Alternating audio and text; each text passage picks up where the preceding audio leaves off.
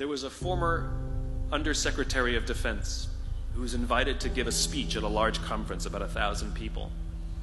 And he was standing on the stage with his cup of coffee in a styrofoam cup, giving his prepared remarks with his PowerPoint behind him.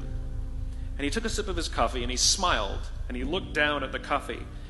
And then he went off script. And he said, "You know, last year I spoke at this exact same conference. Last year I was still the Undersecretary.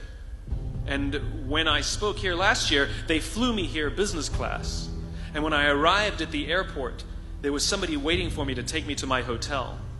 And they took me to my hotel and they had already checked me in and they just took me up to my room. And the next morning I came downstairs and there was someone waiting in the lobby to greet me and they drove me to this here same venue. They took me through the back entrance and took me into the green room and handed me a cup of coffee in a beautiful ceramic cup." He says, "I'm no longer the Undersecretary. I flew here coach. I took a taxi to my hotel and I checked myself in. When I came down the lobby this morning, I took another taxi to this venue. I came in the front door and found my way backstage, and when I asked someone, 'Do you have any coffee?' he pointed to the coffee machine in the corner, and I poured myself a cup of coffee into this here styrofoam cup." He says the lesson is, the ceramic cup was never meant for me. It was meant for the position I held.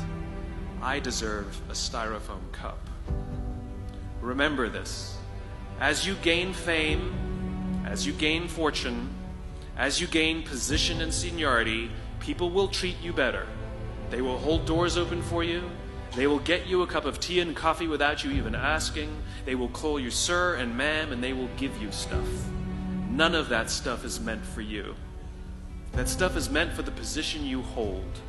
It is meant for the level that you have achieved of leader or success or whatever you want to call it. But you will always deserve a styrofoam cup.